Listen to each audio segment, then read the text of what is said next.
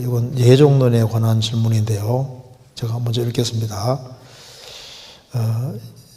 시편 72편 6절에 보면, 일단 먼저 질문의 내용을 먼저 읽겠습니다. 시편 71편 6절에 보면, 내가 모태에서부터 주의 붙드신 바 되었사오며 내 배에서 어미 배에서 취하여 내신 바 되었사오니 라는 표현이 있고, 또 에베소서 1장 4절에 보면 창세전에 그리스도 안의 소리를 택하사 라는 표현과 5절에 그 기쁘신 뜻대로 우리를 예정하사 라는 표현이 있는데요. 창세전에 모태에서부터 등등 우리가 태어나서 구원받을 것까지 예정하신 것을 말씀하시는 것 같습니다. 구원은 끝날 때까지 믿음이 확정되고 참으로 복음을 깨달아서 거듭난 사람이 참 구원이라고 알고 있는데, 그럼 죽어서 참 구원이어서 주님 품으로 가면 이 구절들처럼 제 구원은 주님께서 창세전부터 모태에서부터 예정하셨던 것이라고 이해하면 될까요? 이 질문입니다. 좀 생각해 볼 만한 질문이죠. 여기에 이제 질문 내용 중에 구원은 끝날까지 믿음이 확정되고 참으로 복음을 깨달아서 거듭난 사람이 참 구원이라고 알고 있는데, 그렇죠. 그래서 참된 믿음을 통해서, 참된 믿음은 이제 복음, 예수 그리스도와 그 복음을 믿는 겁니다. 복음을 참으로 깨달아서 거듭난 사람이 참 구원이라고 알고 있는데, 그렇죠. 천국 가는 절대적인 조건은 예수님 말씀하신 대로 사람이 거듭나지 아니하면 하나님 나라를 볼 수 없느니라. 거듭나야만 천국에 갈 수 있습니다. 그래서 구원은 끝날까지 믿음이 확정되고 참으로 복음을 깨달아서 거듭난 사람이 참 구원이다. 그래서 거듭나야만 천국 가고 거듭날 때 하나님 아들로 탄생하는 것이니까요. 그래서 거듭나야 천국 간다. 이것은 절대적인 겁니다. 그런데 성경에서 이제 예정이라는 말씀이 나오는데, 일반 사람이 생각하는 것처럼 그런 예정론을 믿어서 천국 가는 건 아닙니다. 예정론을 철통같이 믿고 있어도 거듭 안 나면 천국 못 가는 거예요. 그리고 예정론에 대해 전혀 몰라도 거듭난 게 확실한 사람은 천국 갑니다. 그러니까 거듭나는 것을 대신할 수 있는 건 없어요. 그래서 거듭난 사람이 거듭나고 난 이후에 예정에 대해서 어떻게 이해하든 간에 그것이 구원에 영향을 미칠 수는 없잖아요. 하나님 자녀로 거듭난 사람은 하나님 자녀이기 때문에 자녀가 된 사람이 자녀가 안 될 수가 없습니다. 그래서 거듭난 하나님 자녀는 하나님 자녀로 탄생했기 때문에 성장하고, 그리고 이제 그 사람의 이해력 정도에 따라서 예정에 대해서 더 많이 이해하게 되는데요. 여기 이제 좀 여기 질문하시는 분은 이제 참 구원에 대해서 이렇게 복음을 깨달아서 거듭난 사람이 참 구원이다, 이렇게 알고 있다는 겁니다. 맞죠? 그래서 이제 알고 있는데, 그럼 죽어서 참 구원이어서 주님 품으로 가면 이 구절들처럼 제 구원은 주님께서 창세전부터 모태에서부터 예정하셨던 것이라고 이해하면 될까요? 이건 상당히 생각해 볼 만한 질문입니다. 그래서 여기 이제 예를 드신 것 중에 첫 번째가 시편 71편 6절입니다. 잠깐 찾아보겠습니다. 시편 71편 6절.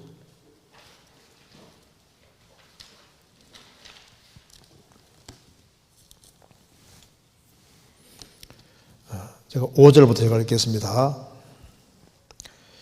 주 여호와여, 주는 나의 소망이시오 나의 어릴 때부터 의지시라.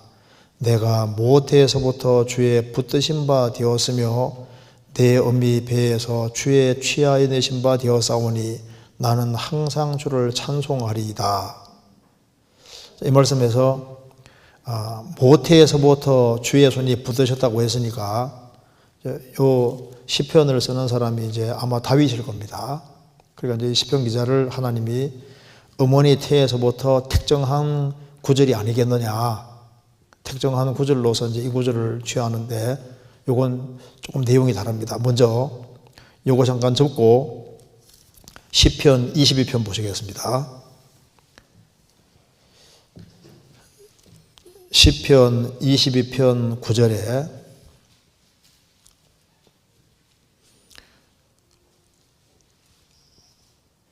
오직 주께서 나를 모태에서 나오게 하시고 내 모친의 젖을 먹을 때 의지하게 하셨나이다. 내가 날 때부터 주께 맡긴 바 되었고 모태에 나올 때부터 주는 내 하나님이 되셨사오니. 여기 이제 시편 22편에 대한 말씀은 예수님에 대한 말씀입니다.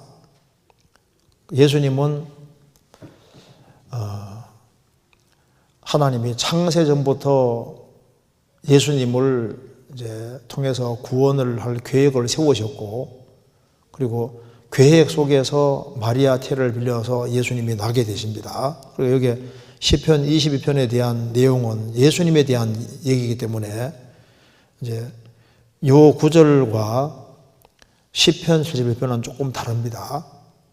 시편 22편은 예수님에 대한 말씀인데 여기 시편 71편은 내용이 조금 다릅니다. 다시 보시겠습니다. 여기 71편 6절을 보시겠습니다.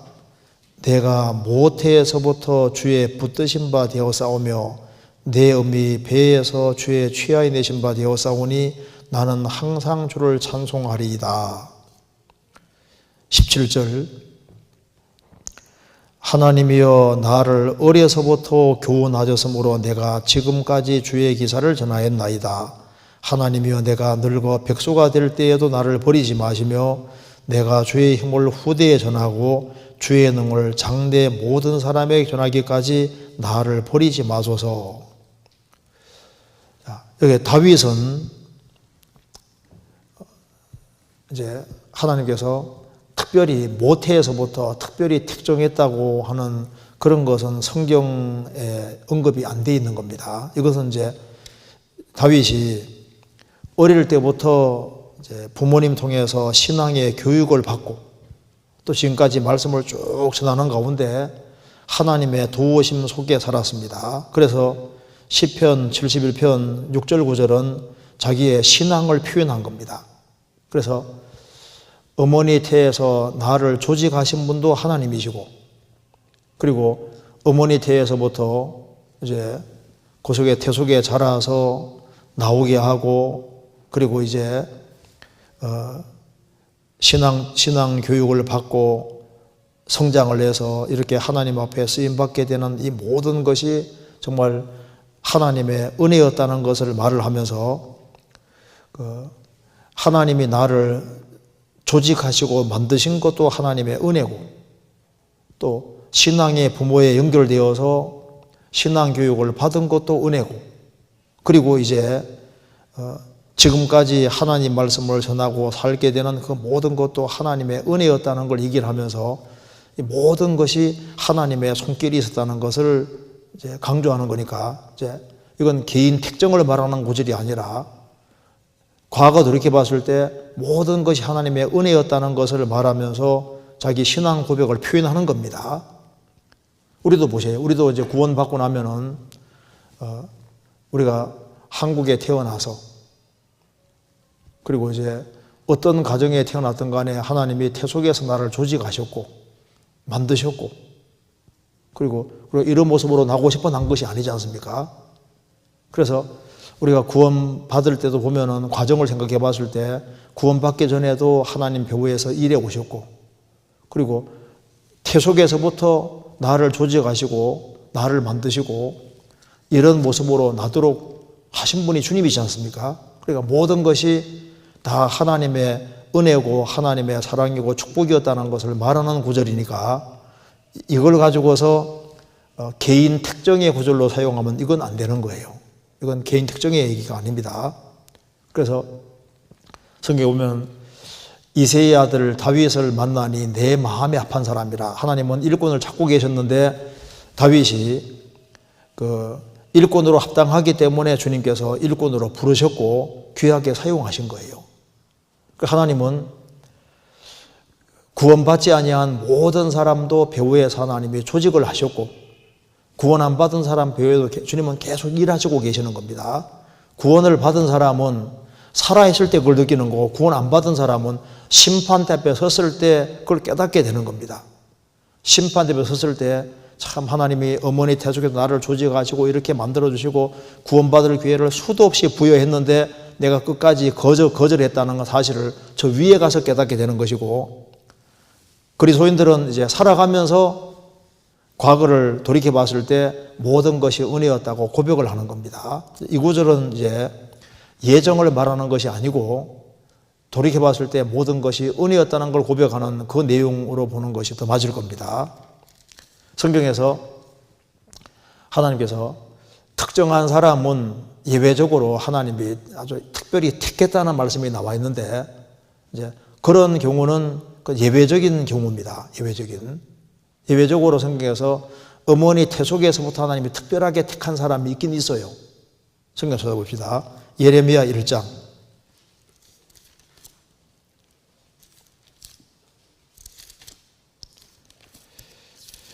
예레미야 1장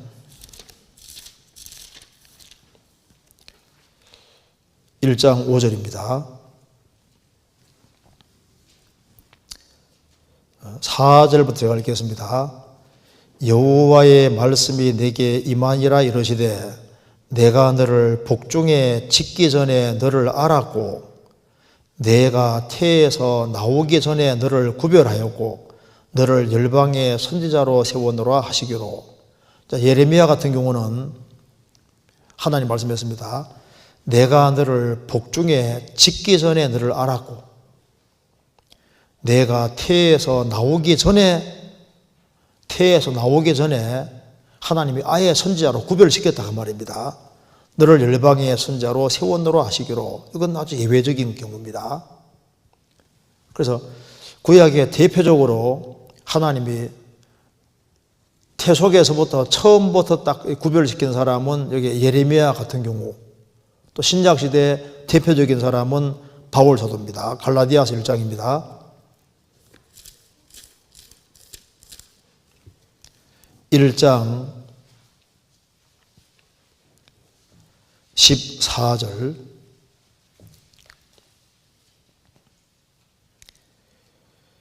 내가 내 동족 중 여러 연갑자보다, 연갑자는 같은 나이 또래를 말하는 겁니다. 내가 내 동족 중 여러 연갑자보다, 그러니까 같은 나이 또래의 사람들보다 유태교를 지나치게 믿어 내 조상의 유전에 대하여 더욱 열심히 있었으나 그러나 내 어머니의 태로부터 나를 택정하시고 은혜로 나를 부르시니가.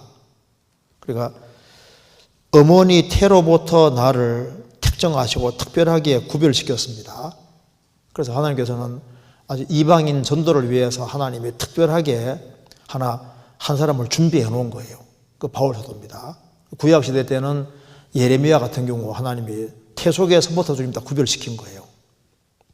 그래서 예레미야 1장과 갈라디아서 1장 같은 경우는 이거는 실제로 특정한 개인을 하나님이 특별하게 구별시킨 경우입니다. 그런데 시편 71편 내용은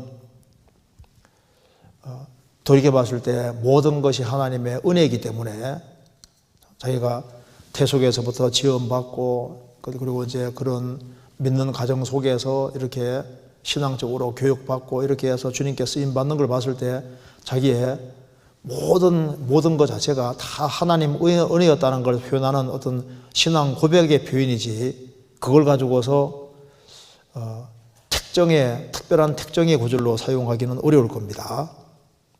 그래서 예외적인 조항을 일반화하는 것은 옳지 않습니다. 그래서 바울 사도를 특정했으니까 나도 특별히 특정됐을 거다 이 생각하면 안 되는 거예요. 이건 이해되시죠? 그리고 여기 질문 내용 중에 또 에베소서 1장 4절에 보면 찾아보시겠습니다. 에베소서 1장 4절.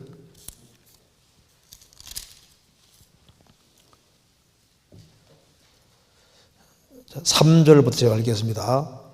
찬송하리로다. 하나님 곧 우리 주 예수 그리스도의 아버지께서 그리스도 안에서 하늘에 속한 모든 신령한 복으로 우리에게 복 주시되 곧 창세 전에 그리스도 안의 소리를 택하사 우리로 사랑 안에서 그 앞에 거룩하고 흠이 없게 하시려고 그 기쁘신 뜻대로 우리를 예정하사 그리스도 예수 그리스도로 말미암아 자기의 아들들이 되게 하셨으니.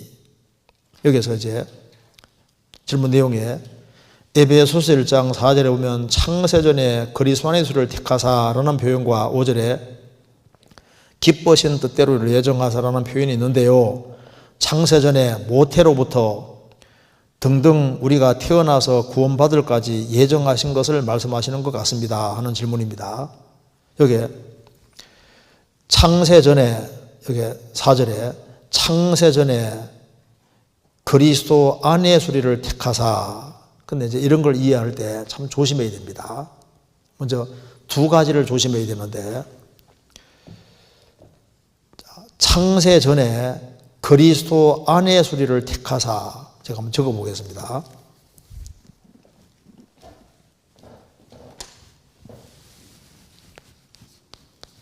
자, 창세 전에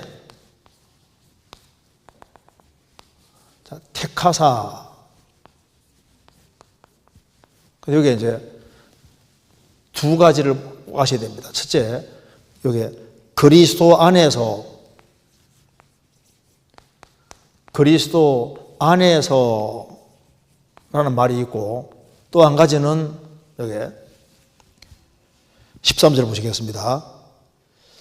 그 안에서 너희도 진리의 말씀 곧 너희의 구원의 복음을 듣고 그 안에서 또한 믿어 약속의 성령으로 인치심을 받았으니. 그리고 여기에 뭐가 들어있냐면은 그리스도 안에서가 하나 들어있고 믿음이라는 조건이 들어가 있습니다. 그러니까 택하셨는데, 그럼 누굴 택하셨냐면 우리를 택하사. 여기 이제 우리라는 사람이 누구냐 하면은 아무 사람 말하는 게 아니라 지금 이미 여기 그리스도 안에 들어와 있는 그 사람에게 지금 하는 말입니다. 여기 1절에 보시면은 하나님의 뜻으로 말미암아 그리스도 예수의 사도된 바울은 에베소에 있는 성도들과 그리스도 예수 안에 신실한 자들에게 편지하노니. 그리고 여기에 우리라는 말 속에 누가 들어있냐면 바울 사도가 들어가 있고 에베소에 있는 성도들, 그리고 이미 그리스도 안에 들어와 있는 그리스도 예수 안에 신실한 자들.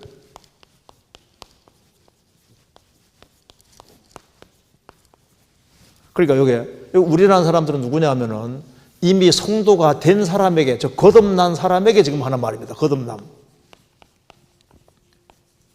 이미 거듭난 사람에게 하는 말이니까 거듭나지도 아니한 사람이 우리를 택했다 그랬으니까 나는 만선보다 택함 받았다 이렇게 믿고 있어도 이건 이미 거듭난 사람에게 하는 말이기 때문에 거듭나지 아니한 사람은 여기에 해당 조항이 없는 거예요. 무슨 말이 되시죠? 그리고 하나님은 창세전에 우리라는 걸 택했다고 할 때 우리를 택했다는 말이 무슨 말이냐면은 하나님이 창세전에 인간이 타락할 경우를 대비해서 예수님을 보내줄 것도 미리 계획을 하시고, 그러니까 창세전에 뭘 계획했냐면은 예수님을 보내줄 것을 미리 계획을 하시고 예수님이 오셔서 십자가에 죽으시고 부활하심으로 예수님이 구원을 완성하시고 또 그래서 예수님으로 말미암아 주님 몸된 교회를 이루실 것도 예정을 하시고, 그리고 이제 그리스도 예수 안에 그리스도의 예수님의 공로가 있기 때문에 다른 거 하나도 안 보시고 믿음이라는 조건 하나로, 믿음이라는 거 하나 통해서 그리스도 예수 안에 들어올 수 있는 길을 이걸 하나님이 미리 정하신 거예요. 그래서 창세 전에 하나님께서는 우리라는 사람들이 누구냐 하면은 바울 사도, 성도, 신실한 자들, 이 교회의 구성원으로 들어와 있는 사람 말하는 겁니다. 그러니까 하나님은 창세 전에 예수님 보내줄 것을 이미 계획을 세우셨고, 예수님 십자가 통해서 구원을 완성할 것도 계획을 세우셨고, 예수님의 복음을 통해서 이제 주님 몸된 교회에 세울 것도 예정을 하셨고, 그리고 요 예정 안에 들어오는 방법은 딱 하나, 다른 조건 하나도 안 보고 그리스도 예수 안에, 그리스도의 공도, 그리스도 예수 안이란 말이 뭐냐면 그리스도 예수의 공도가 있기 때문에 아무 조건 없이 믿음이란 조건 하나만으로서 이 우리라는 속에 들어오게끔 하신 겁니다. 그래서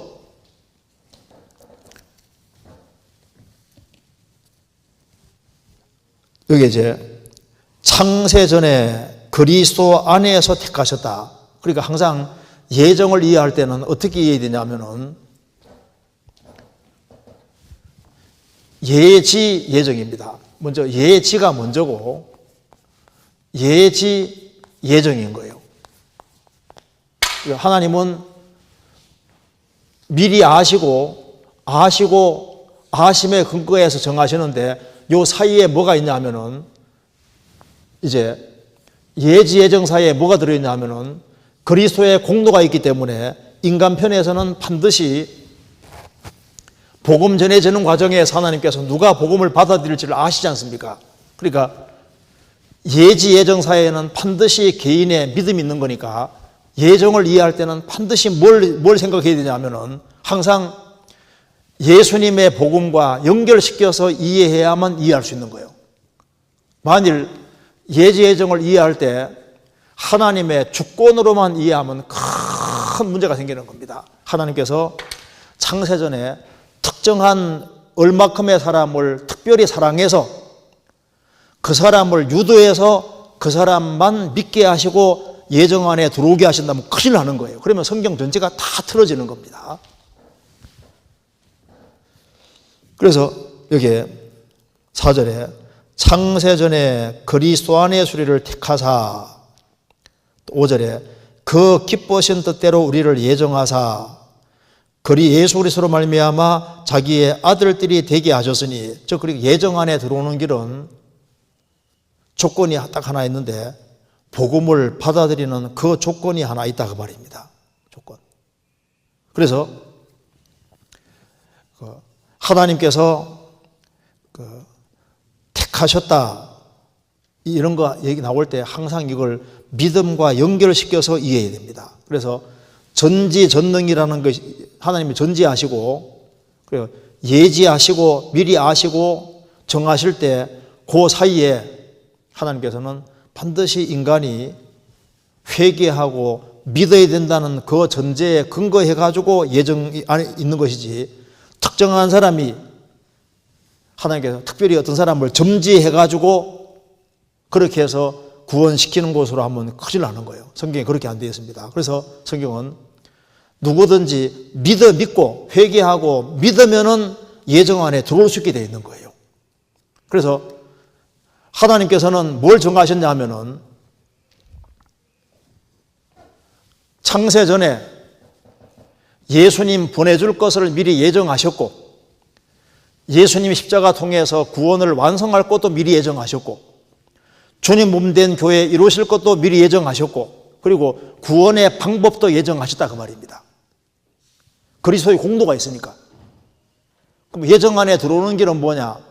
회개하고 복음 믿으면은 예정 안에 들어올 수 있게 해놓으신 거예요. 그러니까 회개하는 사람은 회개하고 구원받는 사람은 누구든지 그리스도 안에 들어오게 된 겁니다.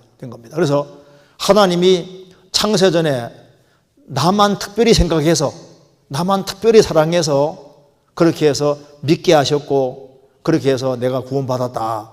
그럼 하나님 다른 사람은 하나님께서 생각 안 하시는 거예요. 그런 게 아니다 그 말입니다. 이게 생각보다 중요한 문제입니다. 자, 먼저 성경 목격 찾아보시겠습니다. 디모데전서 2장.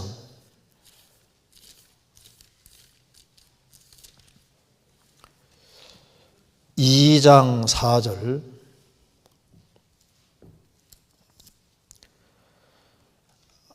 하나님은 모든 사람이 구원을 받으며 진리를 아는 데 이르기를 원하시느니라. 하나님은 모든 사람이 구원받기를 원하십니다. 그럼 이렇게 모든 사람 속에 누가 포함되냐면 1절에 보시겠습니다. 그러므로 내가 첫째로 권하노니 모든 사람을 위하여 간구와 기도와 도구와 감사를 하되 임금들과 높은 지위에 있는 모든 사람을 위하여 하라. 그러면서 4절에 하나님은 모든 사람이 구원을 받으며 진리를 아는 데 이르기를 원하시느니라. 하나님은 모든 사람이 구원받기를 실제로 원하는 거예요. 그러니까 여기에 모든 사람을 위해라는 말 1절에 나와 있고 임금들, 높은 지위에 있는 모든 사람들, 그러니까 누구든지입니다. 그러니까 이 로마 제국 당시에 황제부터 시작해서 원로원에 있는 사람들, 그리고 이제 그 로마 각지에 살고 있는 모든 사람들, 그리고 디모데가 접촉하는 그 모든 사람들, 모든 사람이 정말 다 구원받기 원하는 것이 주님의 소원입니다. 이게 일부의 특정한 사람이 아니라 이게 하나님의 소원이, 하나님은 본질이 사랑이시니까 한 사람도 이러지 않고 다 구원받기 원하는 것이 하나님의 마음이고 모든 사람이 다 축복 안에 들어오기를 하나님 원하시는 거예요. 그래서 여기에 6절 그가 예수님이 모든 사람을 위하여 자기를 속전으로 주셨으니 기하기려면 증거할 것이라.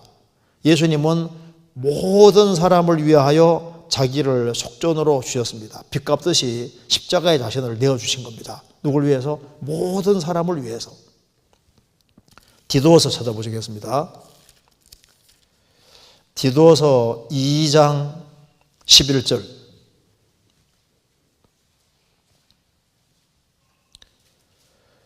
모든 사람에게 구원을 주시는 하나님의 은혜가 나타나 모든 사람에게 구원을 주시는 하나님의 은혜가 나타나 구원 주시는 하나님의 은혜는 모든 사람에게 나타나요. 모든 사람에게. 이건 은혜이기 때문에 모든 사람에게 다 나타나 있는 겁니다. 바울 사도가 왜 복음 부끄러지 않냐면은 믿는 사람은 누구든지기 때문에 복음 부끄러지 않는 거예요. 로마서 1장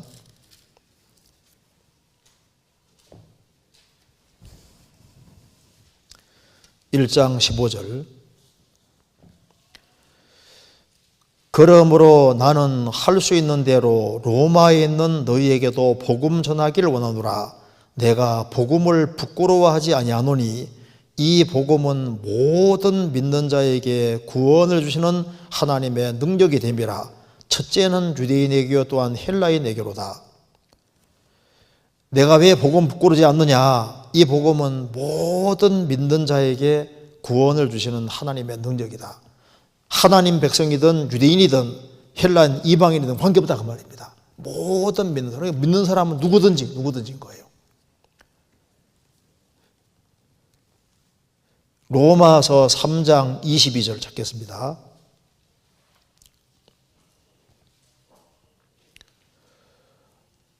곧 예수 그리스도를 믿음으로 말미암아 모든 믿는 자에게 미치는 하나님의 의인이 차별이 없느니라.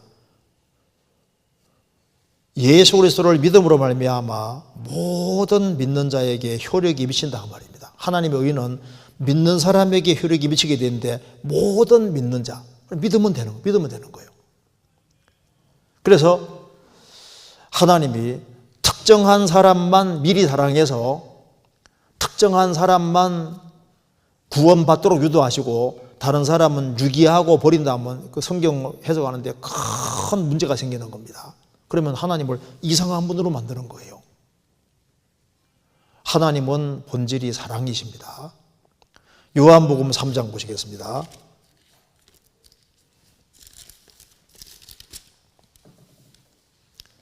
(3장 16절)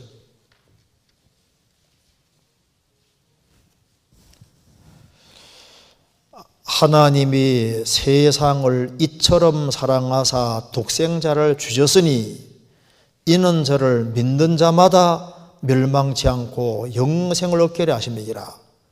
하나님이 세상을 이처럼 사랑했다. 여기 세상이라는 게 뭐냐면은 이 지구상에 사는 모든 종류의 모든 사람을 말하는 겁니다. 하나님이 세상을 이처럼 사랑하사, 그 세상이 뭐냐 하면 여기 봅시다. 앞에 이거 잠깐 적어 봅시다. 요한복음 1장 1절입니다.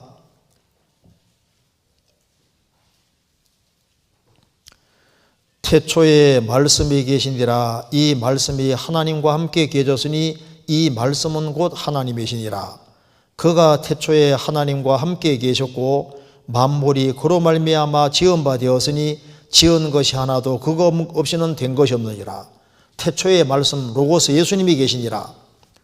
이 말씀이 하나님과 함께 계셨으니 이 말씀은 곧 하나님이시니라. 예수님은 삼일체 하나님이라는 겁니다. 그래서 그가 예수님이 태초에 하나님과 함께 계셨고 만물이 그로 말미암아 지은 바 되었으니 지은 것이 하나도 그 없이는 된 것이 없느니라.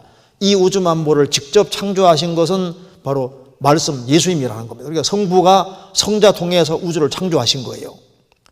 그리고 뒤에 보면은 10절 그가 예수님이 세상에 계셨으며 세상은 그로 말미암아 지은 바 되어서되 세상이 그를 알지 못하였고 자기 땅에 오매 자기 백성이 영접지 아니하였다.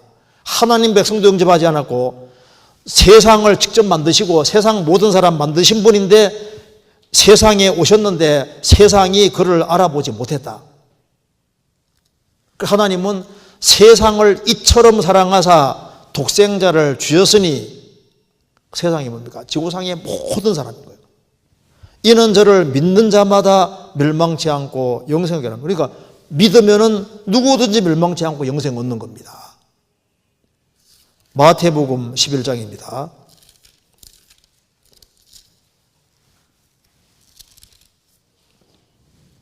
11장 28절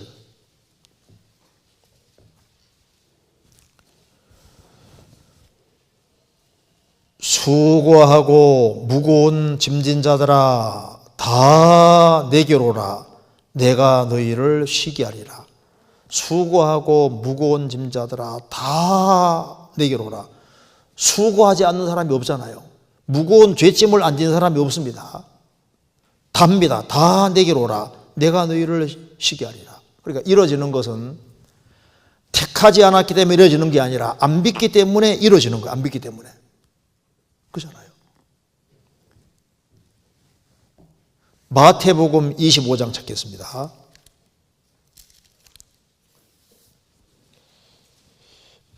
(25장) 34절을 보시겠습니다.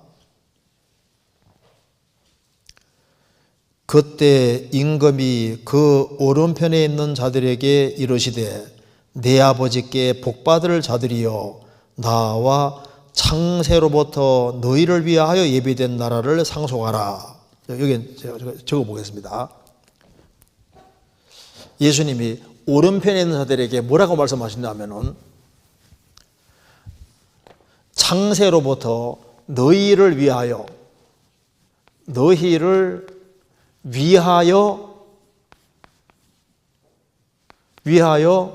예비된 이런 말씀이 있습니다. 예비된 나라를 상속하라 이렇게 나오지 않습니까? 그런데 그 뒤에 41절 또 왼편에 있는 자들에게 이르시되 저주를 받은 자들아 나를 떠나 마귀와 그 사자들을 위하여 예비된 영영한 불에 들어가라. 자, 여기는 너희를 위하여 예비된, 여기는 마귀와 그 사자라고 했습니다. 그렇죠? 그 사자들을 위해서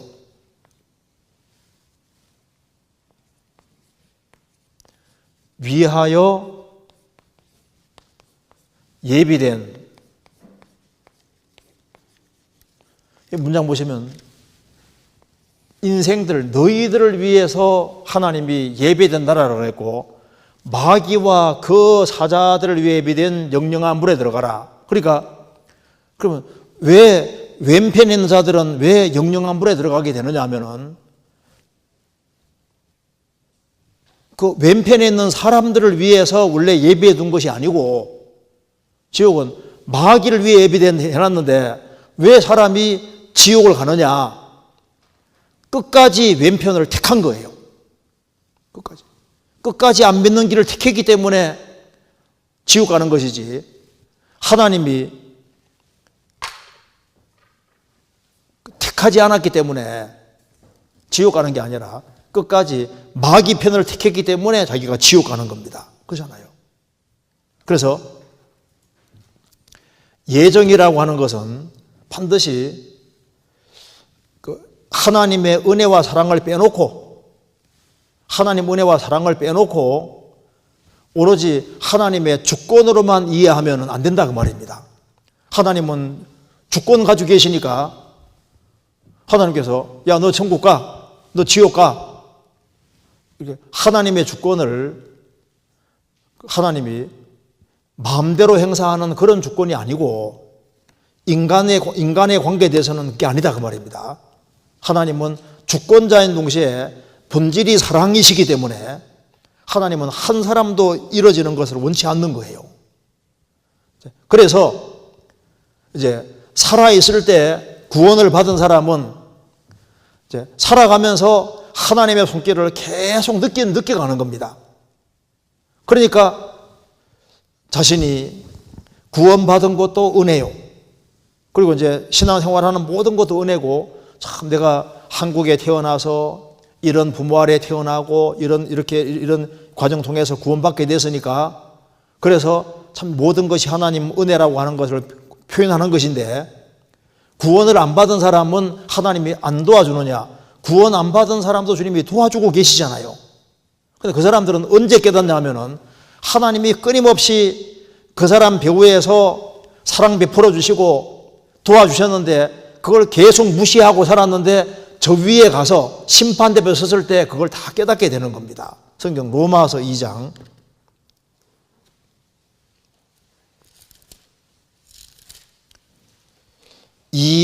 14절.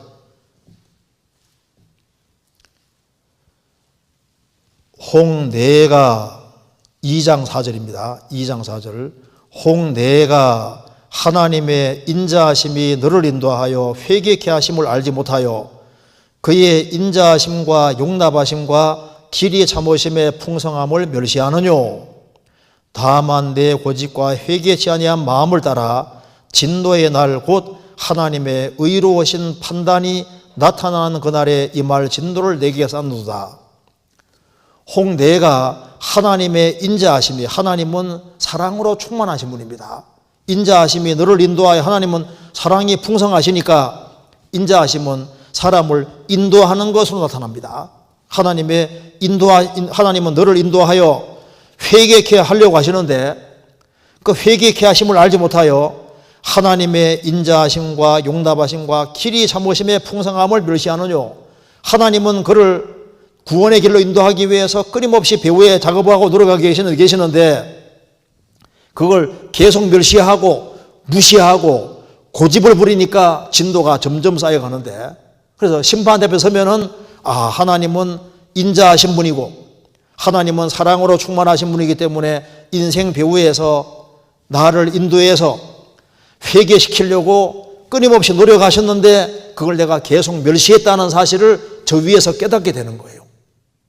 그래서 이제 확실히 거듭난 사람이 거듭난 이후에 이제 내가 거듭나고 난 이후에 돌이켜봤을 때 이게 전부 다 하나님 은혜라는 것에 넘어서서 나를 특별하게 하나님이 예정을 하셨구나 이렇게 믿는다 해서 뭐 천국하고 지옥 가는 문제가 아니지 않습니까? 그런데 그러면 하나님이 나를 미리 창세부터 예정했다고 하면 그러면 이루어지는 사람은 왜 이루어지는 거예요? 그럼 그 사람은 그럼 예정이 안 됐기 때문에 지옥 가는 거냐고, 이렇게 되면 또 문제가 더 심각해지잖아요. 그래서 여기에 예정론을 이해하는 데 있어서 이 질문이 참 이게 중요한 질문입니다. 그래서 내 구원은 하나님이 나를 특별하게 특별하게 다 미리 점지하셔가지고 이렇게 해서 나만 특별히 사랑해서 나만 특별히 사랑해서 이런 식으로 했다고 하지 않습니까? 그런 식으로 하면은 그러면은 성경의 상당 부분에서 상당한 문제가 생기게 되는 겁니다. 성경 10편, 50편 찾아보시겠습니다.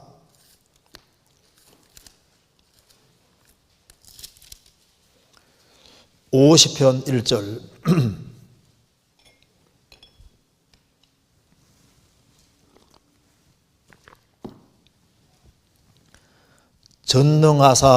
전능하신 자 하나님 여호와께서 말씀하사 해 돋는 데서부터 지는 데까지 세상을 부르셨도다. 하나님은 유대인의 하나님뿐 아니라 모든 자의 하나님이시기 때문에 여호와께서 말씀하사 말씀으로 해 돋는 데부터 지는 데까지 전 세계입니다. 전 세계 온 세상을 사람을 부르셨도다. 특정한 사람이 아니라 모든 사람을 다 부르시고 계시는 거예요. 그래서 그 뒤에 15절까지는 하나님이 부르실 때 부르심에 응답한 사람의 축복이 나와 있는 겁니다. 여기 4절에 5절에 보시겠습니다. 이르시되 나의 성도를 내 앞에 모으라 곧 제사로 나와 언약한 자니라 하시도다. 그러니까 하나님은 온 세상을 부르시고 계신데 이제 그 부르심에 응답한 사람들이 하나님의 성도들인데 어떻게 성도가 됐느냐? 제사로 나와 언약한 자니라. 구약시대 때는 짐승의 피제사로, 신약시대 때는 예수님 피제사로 이렇게 언약이 된 사람. 내 주와 맺은 언약은 영불변하시니. 그러니까 그 언약이 맺어진 사람이 성도고, 그 성도는 하나님께서 이제 그를 이끌어 가시고 나중에는 저 위에까지 모으시는 겁니다. 그런데 그 뒤에 5절에는 성도를 내 앞에 모으라 그랬는데 16절에 악인에게는 하나님이 이르시되 내가 어찌 내 율례를 전하며 내 언약을 내 입에 두느냐? 내가 교훈을 미워하고 내 말을 내 뒤로 던지며 도적을 본적 연합하고 간음하는 자와 동료가 되며 네 입을 악에게 주고 네 혀로 괴사를 지으며 앉아서 내 형제를 공박하며 내 언비 아들을 비방하노도다. 내가 이 일을 행하여도 내가 잠잠하였더니 내가 나를 너와 같은 줄로 생각하여도다. 그러나 내가 너를 책망하여 내 죄를 내 목전에 차례로 베풀리라 하시는도다. 복음이 전 세계에 전해지는 과정에서 주님의 피제사를 받아들인 사람은 성도가 되는 거고 끝까지 그것을 거역하는 사람은 악인이 되는 겁니다. 그래서 하나님께서 말씀하십니다. 악인에게는 말씀하시기를 내가 어찌 내 율례를 전하며 하나님 말씀을 전하는데 자기는 안 믿어요. 내 언약을 내 입에 두느냐. 입에서는 다 얘기를 하는데 자기 마음으로 안 받아들이면 성도가 될 수 없잖아요. 마음으로 믿어야 이르는데 마음으로 안 믿고 입으로만 해봤자 소용없는 겁니다. 형식적인 게 되는 겁니다. 그래서 내가 교훈을 미워하고 내 말을 내 뒤로 던지며 그래서 21절에 내가 이 일을 행하여도 내가 잠잠하였더니 내가 나를 너와 같은 줄로 생각하였도다. 그러나 내가 너를 책망하여 내 죄를 내 목전에 차례 베풀리라. 그러니까 죄가 근본적인 문제인데 예수님 피가 죄를 처리하셨으니까 예수님 피 공도를 받아들이면 성도가 되는데 주님 공도를 안 받아들이니까 죄가 다 나열되게 되잖아요. 그래서 22절에 하나님을 잊어버린 너희여 이제 이를 생각하라. 그렇지 않으면 내가 너희를 찢으리니 건질 자 없으리라. 그러니까 근본적인 문제가 죄니까 심판대에서는 죄가 문제가 되니까 죄를 해결하고 죄를 해결해야만 성도가 된다는 걸 강조하는 겁니다. 그러니까 하나님께서 나만 특별히 사랑하셨고 이렇게 생각하면 안 맞아요. 하나님은 정말 모든 사람이 구원받기 원하십니다. 그래서 요약하자면은 항상 예정할 때 예정 속에 하나님의 예지 예정을 주권으로만 이해하면 안 되고, 예지 예정 사이에는 반드시 뭐가 들어있냐 하면은 그리스도의 공로가 있기 때문에 반드시 그 사이에, 예지 예정 사이에는 개인이 회개하고 믿어야 된다는 게 들어가 있다고 말이에요. 그러니까 회개하고 믿는 그 사람이 예정 안에 들어갈 수가 있는 거예요. 에베소 성도들도 회개하고 믿었기 때문에 우리라는 속에 들어가게 되는 겁니다. 그래서 항상 예정에 관해서는 그리스도와 관련해서 이해해야지 주권으로만 이해하면 안 되는 거예요. 주권으로만 이해하면 안 되고 예수님의 공로와 항상 연결시키고 회개와 믿음과 연결시켜서 이해해야만 이해가 되는 겁니다. 이거 이해되시죠? 이 정도 하고 예정에 대해서는 다음 기회에서 자세히 좀 말씀드리겠습니다.